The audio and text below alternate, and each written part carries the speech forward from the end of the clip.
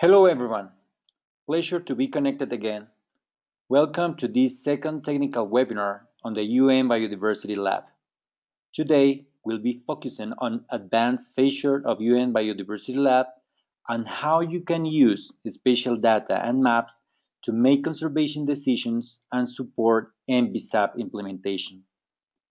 This webinar is part of the 6NR technical webinar series. My name is Diego Ochoa, Communications Specialist for the 6NR project, and I will be your facilitator for this webinar.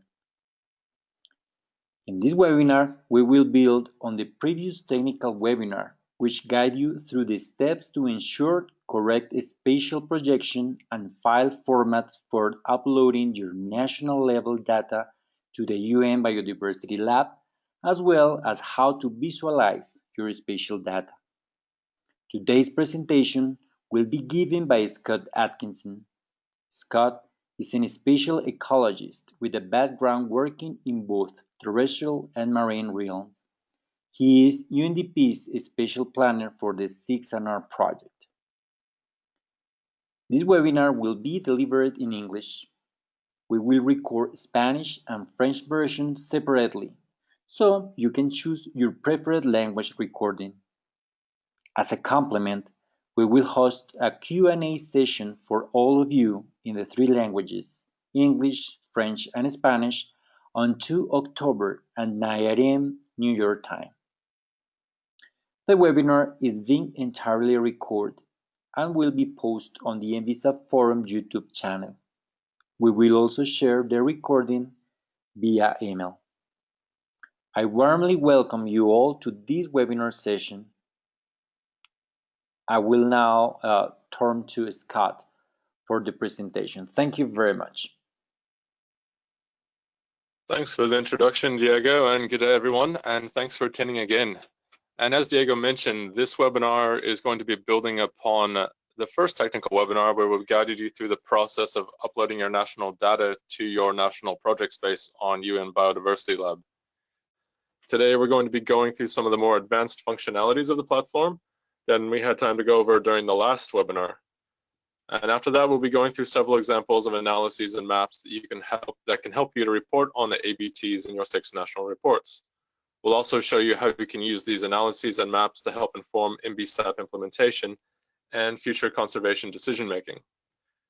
This webinar is about getting you up to speed on using the platform. So we encourage you to please write down all of your questions and attend our question and answer session on the 2nd of October.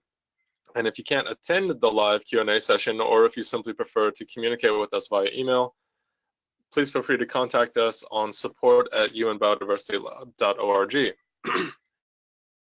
And again, as in previous webinars, we encourage you to follow along working in your country's UN Biodiversity Lab project space during the webinar. We didn't succeed in crashing the platform the other week by all using it at once, so hopefully this time we can try and get it to crash. I'm kidding.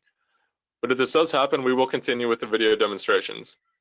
To carry out some of the data preparation tasks we'll be going over, you will need to have access to a functioning GIS software on your computer. And again, we will be using the free open source software QGIS version 3.2 for our examples, but feel free to use whichever program you have and are comfortable with. If you do not have a GIS software on your computer, or you simply prefer to follow along, that is perfectly fine. Ask as many questions as you like, and do not hesitate to contact us if you need any further assistance on the email that we mentioned previously. So we'll hopefully now be familiar with and comfortable with both uploading your national data into your project space on UN Biodiversity Lab, creating views of your data, and defining the style of those views, all of which we covered during the previous webinar. In this first section of today's webinar, we're going to briefly go over 3 more of the features and tools that you will want to be aware of and make use of in the platform. These are filtering of features by attribute. For example, you may want to filter data for only species that are critically threatened. We'll also be looking at calculating the area of features. For example, to calculate protected coverage of a critically threatened species within your country, you need to know both the total range size of that species within your country, as well as the area of that species range that has some level of protection. We'll also be looking at personalizing your map interface. For example, if your maps have lots of information and labels and other map features, and that renders them kind of difficult to read, you can alter the default configuration to produce better maps that make them more legible, make them easier for people to understand.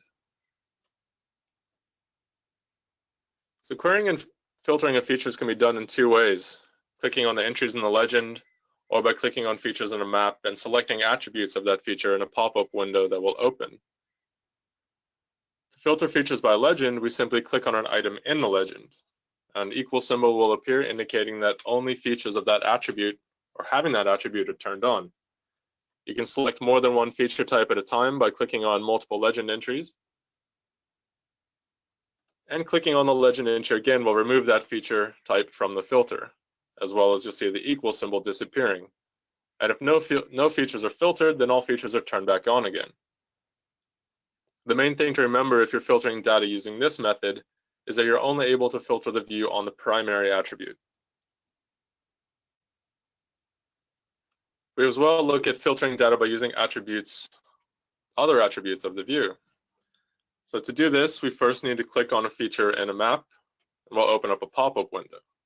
This pop-up window will show all the primary and secondary attributes that we've previously defined for that view. So nothing is filtered by default. If we click on an attribute, all of the features in the view that do not share that attribute value will be turned off. In the little video here, you'll see that I clicked on the realm attribute first, and nothing changed. And you might wonder why that's the case. Well, in this case, it's kind of unique. The realm attribute has the same value for all the features in the view. All of these ecoregions fall within the neotropical realm. So in that case, nothing is turned off. We can also filter data by selecting multiple attributes in the view. But again, in the example shown here, the only shared value between any of these features is the realm attribute. So we can't cross-filter across multiple attributes in this small example I'm showing you here.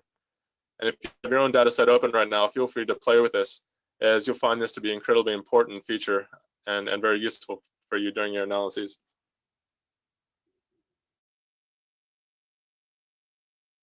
One of the more common tasks of any geospatial analysis is to calculate the area of some feature.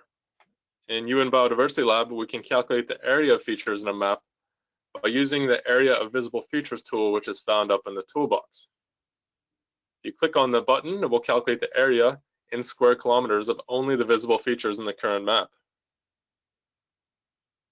We click on it here, we see there's approximately 48,000 square kilometers of ecoregions within the Dominican Republic, which is also equal to the entire area of the country. Now that's because this data set is clipped to the outline of the Dominican Republic. So the visible features cover the entirety of the country. However, that's maybe not what we want, and maybe we want to calculate the area only for a particular feature. And we can do this by filtering data, as we just previously learned how to do, by turning on single features, and again, clicking on the Calculate Area button. One of the examples here, if we turn on the mangrove area only and calculate the area again, we see that there are a little over 1,100 square kilometers of the mangrove ecoregion within the Dominican Republic.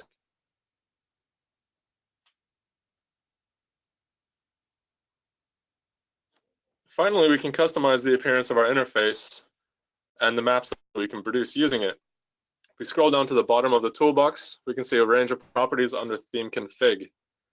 We can change things like the text color of the interface, the color of text in the maps. We can change all kinds of things to make them easier to see, make maps easier to read. We can alter the appearance of national borders.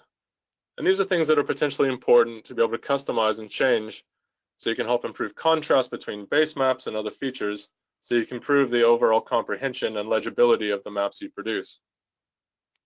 You can also share your views by clicking on the Embed MapX button. And this will open a window where you can copy a link to the view and share with colleagues and others.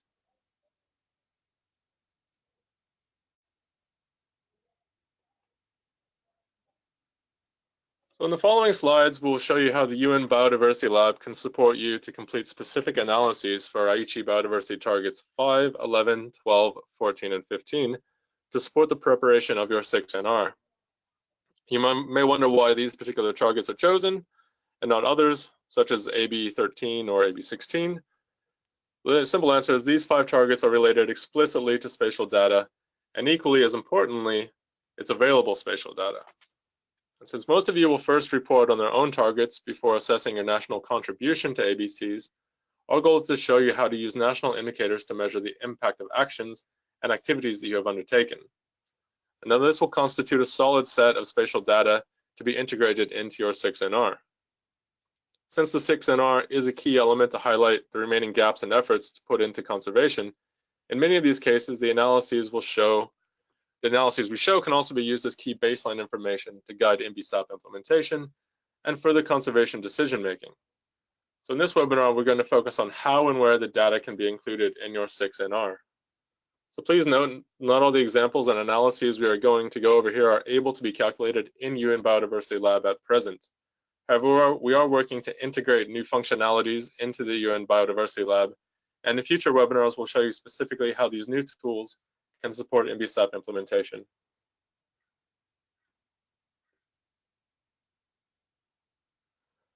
First, we're going to look at Aichi Target 5.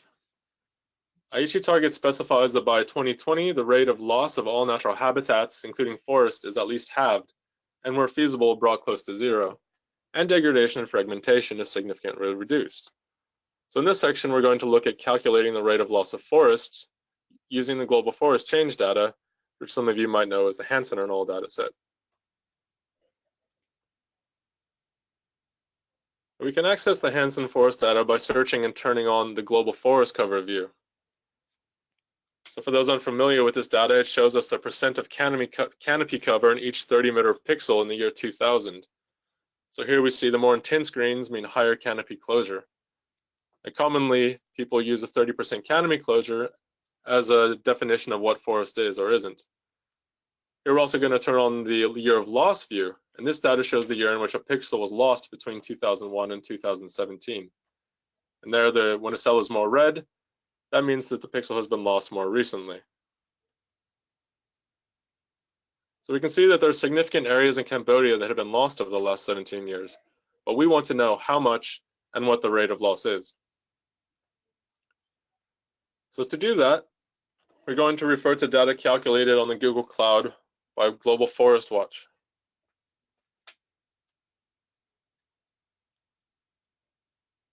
We're going to click on the dashboard button, and then we're going to select our country of interest, in this case, Cambodia. So this will take a few seconds to calculate the area of forest that has been lost in Cambodia between 2000 and 2017. And we'll show both the area in a map on the right and plot that data in a chart for us on the left. And note that you can change the canopy cover for which you define a forest as well. By default, it's set at 30%, like I previously mentioned. But we're going to go change it to 10%.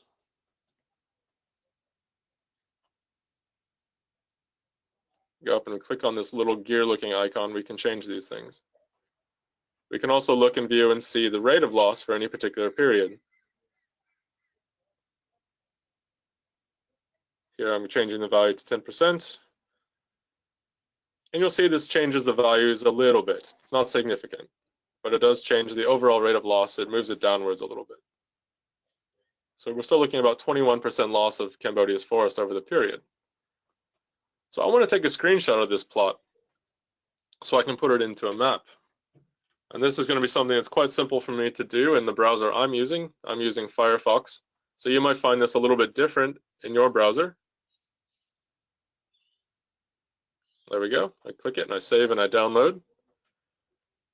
Now we might also be interested in looking at the amount of loss that has occurred within protected areas. So we can again go back into this little gear icon. We can select under land categories. We can select protected areas. And again, it will recalculate. And we can see that there has been a significant amount of loss that has also occurred within protected areas in Cambodia. So we're going to take a screenshot again of that plot here too. Finally, we can take both the map we made in the UN Biodiversity Lab and combine it with the plots that we calculated in Global Forest Watch and create something like the map here, showing both plots of the forest loss in Cambodia, as well as where it occurred spatially within the country.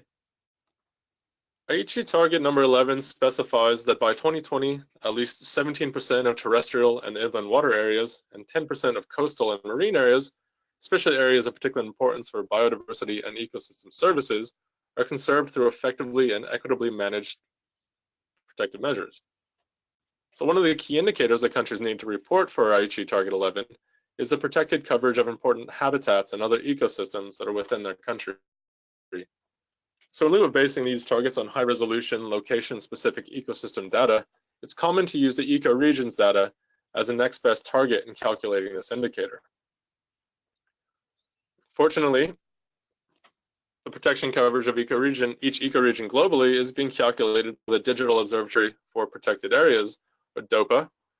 We had this view within UN Biodiversity Lab. It's called Terrestrial Ecoregion Protection in 2018. Now you note that this data is 2018. This is actually very, very recently updated in April of this year. So that's the data that we're looping over in this little view here. However, you might foresee one significant issue in this. The ecoregion protected indicator is being calculated at the ecoregion level, while countries are reporting at the national level. So in the case where an ecoregion falls entirely within your country, there's no problem. We simply know what the protected coverage is of that ecoregion, and we can simply extract that from the percent protected value of each feature. But what happens when an ecoregion crosses national boundaries? Well, we can't assume that the percent protection is spatial uniform across all countries containing that ecoregion. If we click on the map here, we can see that about 2.8% of the protected coverage for the entire Deakin-Thorne scrub forest ecoregion. Well, we can see in the video that's looping that there appears that there are more protected areas in the Deakin-Thorne scrub forest in Sri Lanka than in the rest of the ecoregion as it continues further north into India. If we only turn on the ecoregions, we can see the extent of the ecoregion a little bit more clearly. So let's think about this another way. Your country has no protection of an ecoregion within your national borders. However, your neighbor protects 100% of that ecoregion within their national borders. Now, if the total extent of the ecoregion falls 50-50 between your two countries, the DOPA data will tell you that the percent protected in your country is 50%. But we know that's not the case. So in cases where an ecoregion is not fully contained within your own national boundaries, we need to know two things to calculate the percent protection of the portion of that ecoregion that occurs within your country. Firstly, we need to know the area of the portion of that ecoregion that falls within your country. And of course, we need to know the area that is protected within that ecoregion within your country. So tools for carrying out these more complex multi-layer overlays of features are not fully developed in the UN Biodiversity Lab at present. We're thinking and the aim is to have these available by October of 2018, so fairly soon. But in the interim, in the meantime, without these tools being available, assistance is available from us while we're developing the tools. So please reach out to us to contact us if you do need help with these. We're more than happy to help. So one more thing to quickly note when doing analyses that are calculated along a national boundary is the source of the national boundary can and will produce differences in the calculations made. Hopefully they're not large, not significant, but they will still be different nonetheless. So this is important to note when doing analyses of coastal ecosystems, such as mangroves or seagrasses, as their data will often not align with country boundaries or marine extent polygons, and may even be fully outside of national boundaries, thus kind of skewing results because you're not calculating the extent of these features fully. So to help with that, we've made a view in the UN Biodiversity Lab named the Continuous Land-Sea Administrative Boundary for you that is a combination of national boundaries using the FAO national boundaries and marine jurisdictions using the exclusive economic zone data. This is to create a continuous administrative area across coastal areas that may help you when working with many various data sets that were created using different land and marine boundaries. So while our goal here is to help countries use spatial data effectively and efficiently, you are possibly aware that national boundary mapping is a very sensitive issue politically. So we are required to tell you now that the boundaries and designations employed on the maps and data layers in the UN Biodiversity Lab do not imply the expression of any opinion on the part of the Secretariat of the United Nations, United Nations Development Program, United Nations Environment, concerning the legal status of any country, territory, city, or area or its authorities, or concerning the delimitation of its frontiers or boundaries. So to get back to the data, I need some water real quick too. That was a mouthful. So to get back to the data, as an example of the difference possible when using different national boundary layers, in some tests I did, the percent protected calculated for the Deacon Thorn scrub forest was about 15% greater when using one global boundaries dataset, the GAD M30 version 3.6 global boundaries, versus using this combined FAO EEZ data that we used. So we're looking at about estimates of 12.5% protection versus 10.5% protection between the two different datasets. So we see it can be significant.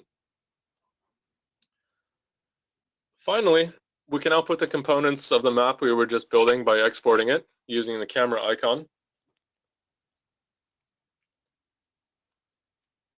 So I've run these analyses in the background using the other GIS tools. Like I mentioned, the tools are currently not available in UN Biodiversity Lab. But again, please contact us for assistance if you're needing help with these. Finally, we can put all these things together to produce a final map. So here I'm including a table with the calculated values for Sri Lanka's ecoregions. It's a very beautiful map, and I'm sure you think so as well. So we've already received several questions regarding the use of actionable maps in the 6NR and where exactly you should be including them. We recommend that you integrate maps in sections 2 and 3, respectively, on the implementation and effectiveness of measures you took, and on the assessment of progress towards each national target. It is also possible to include maps in section 4 on the national contributions to ABT achievement. Some status maps can also be integrated to the biodiversity profile. This will depend on your country's specific situation. Not all countries will use relevant maps in the same section, depending on its own targets and progresses. There are other features in UN Biodiversity Lab that can help you report on different indicators for ABT 11, but due to the time limitations of this webinar, we'll be sharing some of these in a technical guidance document that we're working on that we have planned to have released in October.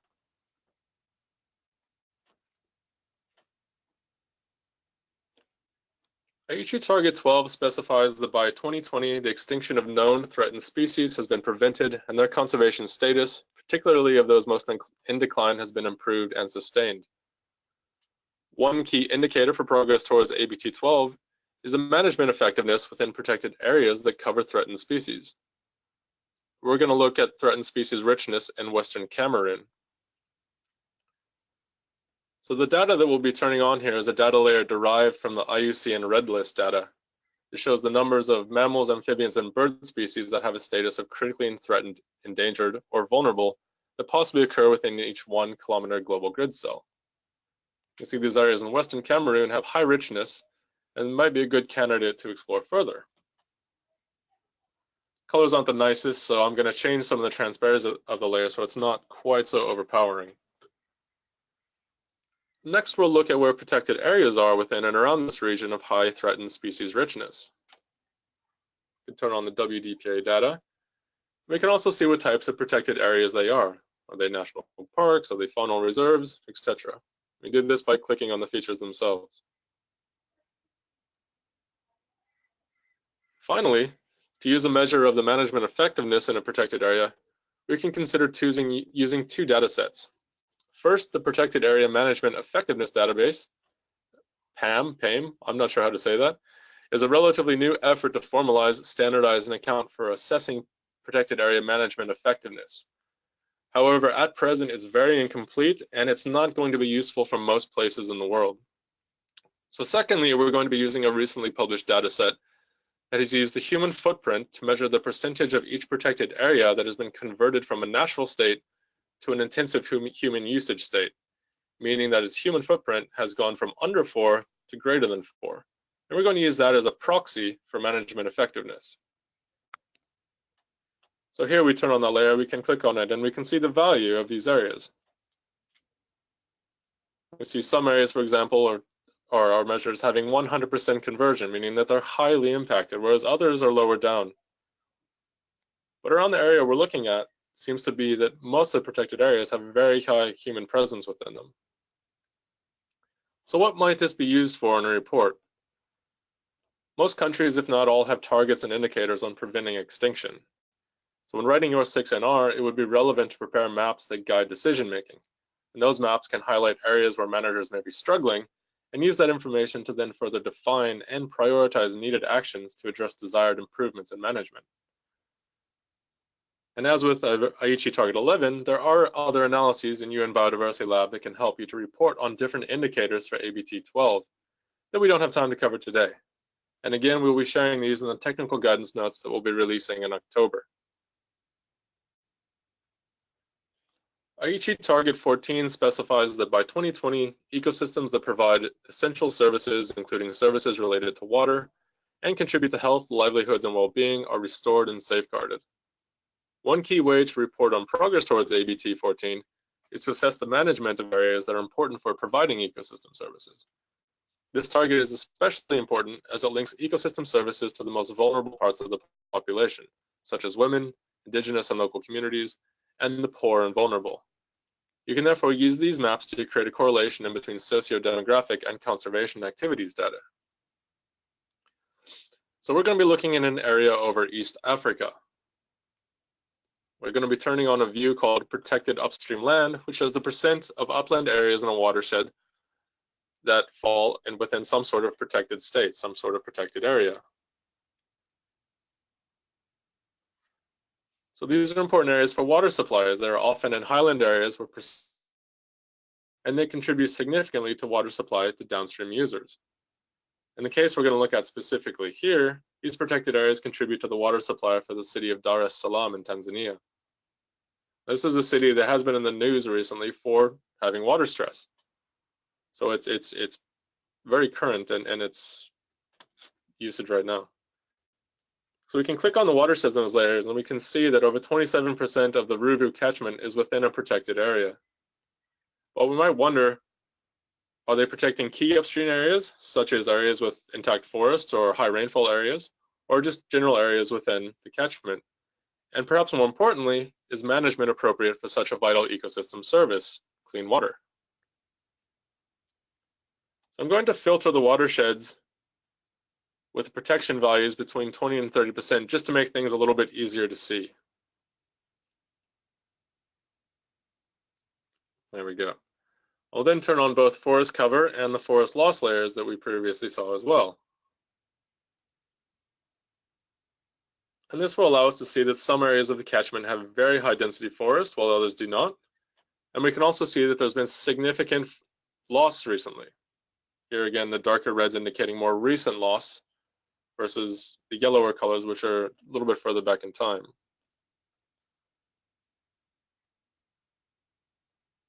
So next, I'm going to click on the Ruvu watershed and filter out other features just so that we can see the catchment a little bit more clearly itself. There we go. And I'm going to turn on the WDPA data to see where protected areas occur within the watershed. We can see that the highest density forest areas are within national parks, but other areas, including some rather large protected areas, are also within the watershed. Next, I'm going to turn on the human pressures in protected areas. This allows us to see that most of the protected areas have scores of 100, meaning that over 100% of the area, well, 100%, not over, has a heavy human presence within it. So what might this mean? Well, maybe there's significant human populations in these areas that practice subsistence farming, agriculture, for example. Then we can ask, is management appropriate to account for both these human needs and non-human needs? We can also ask, do all these managed areas provide the same level of management effectiveness needed to maintain the intact forest and other areas that are vital for the provisioning of water to downstream users? For example, does a national park provide the same management as a game reserve? Is a game reserve as effective at preserving ecosystems as a national park? There maybe aren't direct answers to these questions, but if we know that a protected area is under high human pressure, we can begin to implement better strategies to improve management. And as with other Aichi targets, there are other analyses within UN Biodiversity Lab that can help you report on the different indicators for ABT 14 that we just don't have time to go over today. but we'll be sharing these within the technical guidance document that we'll be releasing in October.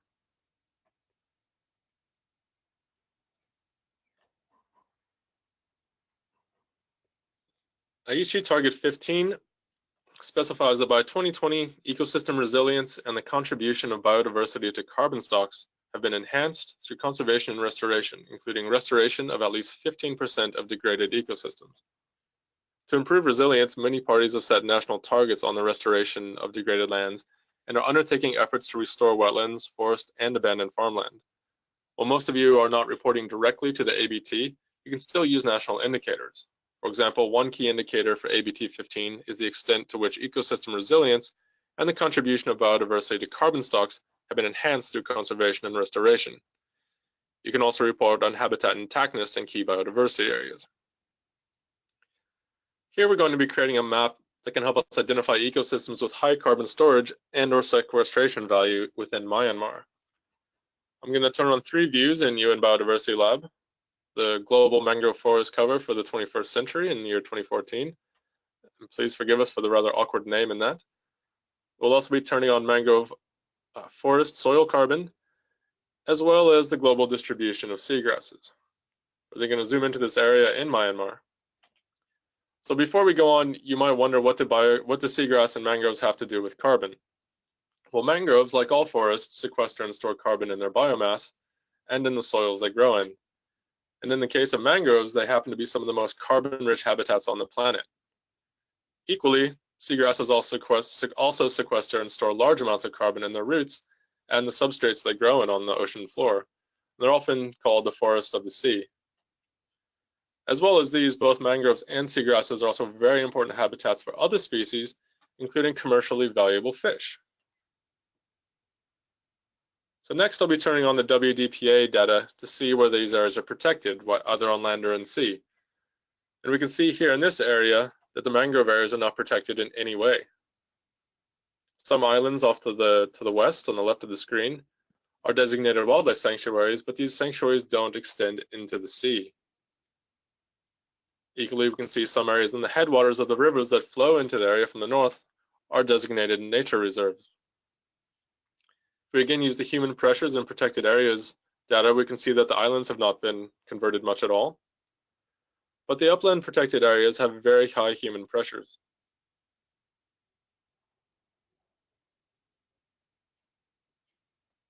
This map shows us that these habitats, mangroves and seagrass in this location, and the carbon they sequester and store don't have any official protection. You can use these types of analyses to understand to what extent conservation activities have increased the resilience of ecosystems within your country. For example, this would fall under Section 3, Assessment of Progress towards each national target. As a result, you will be able to compare your result and see if your restoration efforts meet the global target of 15%. And from there, you can evaluate your national contribution to ABT 15. You can revise action plans aimed at increasing protected coverage. However, this analysis doesn't show us where the best places to put a protected area are to address Aichi Target 15. And this gets us into the realm of decision science and systematic conservation planning. For those of you familiar with these tools, these include things and tools such as marksan, zonation, ILP, or simple cost effectiveness analyses. And these such tools are not currently implemented within UN Biodiversity Lab, but we are working on a future integration within the next phase of development within the projects. We will show further analyses that we can help you report on in your progress to achieve Aichi Target 15 in the technical guidance notes, which will be released in October.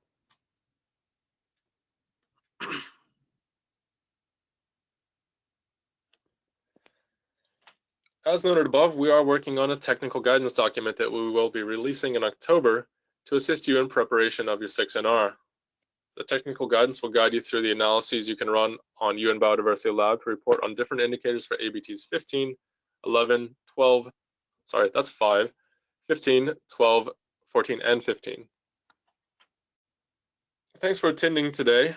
We also want to note that the UN Biodiversity Lab is constantly working to improve the functionality of itself and its current state, including future developments, including these integrations of systematic planning tools, marksan and ILP, so that we can be used to design efficient and representative conservation networks.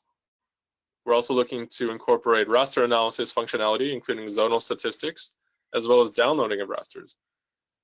We're integrating user-defined projections of uploads and downloads and improved map making. But one key part of all of this is we want to create a tool that can assist you, the users. So we'd love to hear your ideas of what you would find useful and what you think would help you and assist you in your countries in producing your reports, your 6NR reports, and your ABSAP implementation. So again, thank you for attending, and for your questions, again, please send them to support@unbiodiversitylab.org. And don't forget to join us at the Q&A session on the 2nd of October. As well as don't forget to join us in the next webinar on the 6NR series. We'll be working with and through using UN Biodiversity Lab to create story maps. Thank you, Scott, and thank you everybody for joining us on this technical webinar today. We will post this webinar recording on the NBSAP Forum YouTube channel and all of this presentation on the NBSAP Forum.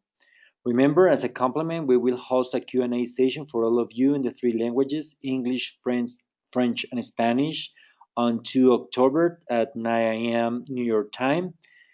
We also encourage you to join the remaining technical trainings. With your registration for this webinar, you were automatically registered for the additional training webinars. You will receive an email in your inbox the day of the webinar with a link to join the session. And finally, remember, on Tuesday, October 9th, we will show you how to use story maps to communicate the value of biodiversity. I am Diego Ochoa. Thank you very much for attending this session. Hope to see you soon.